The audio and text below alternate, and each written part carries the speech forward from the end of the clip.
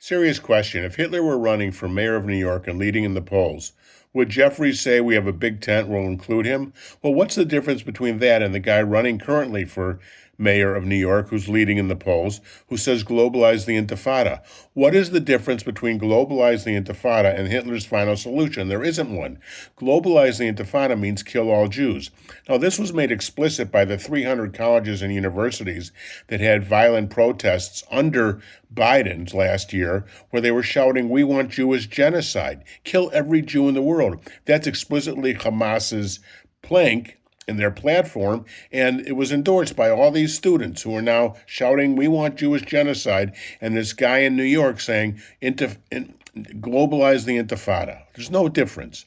And he was endorsed by the Jewish Chuck Schumer, the leading Senate Democrat, endorsed by Jerry Nadler, the Jewish congressman in the Upper West Side, by the Jewish comptroller, also who was running for mayor of New York, Bernie Sanders, who says Netanyahu is a war criminal last week and is leading the Senate charge among 10 senators, the Democrat Party, for a full arms embargo against Israel, endorsed the guy. AOC endorsed the guy. Every Democrat except for Fetterman has endorsed the guy. And Jeffries, the leading House Democrat, said, we have a big tent. We're going to include a guy who says globalize the Intifada. But the Democrat Party is Nazi-like for many reasons, not just that guy. I mean, take the mayor of Chicago, for example, who likes hanging out with people who wear keffiyehs. But it goes much deeper. Besides the fact that under Biden, we had 300 colleges and universities that shouted Jewish genocide, and he said at the DNC they had a point, and Harris said she empathized with them, and her VP candidate Walz said they spoke the right thing.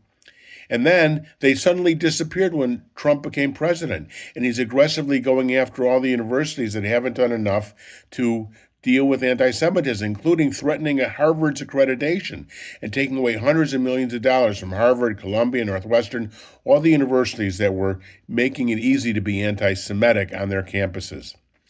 And then Harris boycotts Netanyahu's speech to Congress, and when she meets with Netanyahu, she tells a lie worthy of the Nazis that Israel's causing genocide purposely in Gaza, she says to students at George Mason, and to Netanyahu, she says a Nazi lie that Israel is deliberately causing famine in Gaza. And then she says, I order Israel not to go into Rafah, which, by the way, they're in, and they needed to fight Hamas.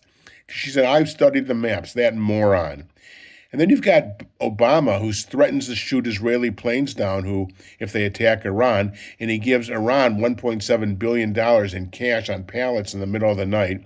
Then you've got Trump, who lays down strong sanctions against Iran, and then Biden comes along in 2020 and reverses those, which gives Iran $100 billion of cash flowing from the relaxed sanctions to finance their nuclear weapons program. So between Obama and Biden, they financed the Iran nuclear weapons program, which we've seen, because of the ballistic missiles getting through, would have ended up destroying Israel. And only Trump saved them. Trump, by the way, the first time in American history that Israel ever engaged in that America engaged in an offensive operation to help Israel by significantly degrading Iran's nuclear program. And that's besides him moving the embassy to Jerusalem, recognizing the Golan as part of Israel, the Abraham Accords, reversing Biden's arms embargo and giving Israel what it needs. One of certainly the best friend Israel's ever had in the White House. And the close relationship between Netanyahu and Trump is unbelievable. So those are just some of the evil natures of the Democrat Party and how Trump is reversing them. The overwhelming majority of Democrats support Palestinian terrorism over Israel by a margin of 43%. And the majority of Democrats say they can't decide between Iran regime and Israel. And 13% of Democrats say they support Iran.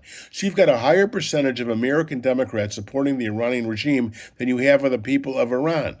That's how seriously sick and anti-Semitic the Democrat Party is. I can't understand how any decent human being could possibly vote Democrat, knowing how evil the Democrat Party is regarding Jews, besides all the other evil things the Democrat Party stands for.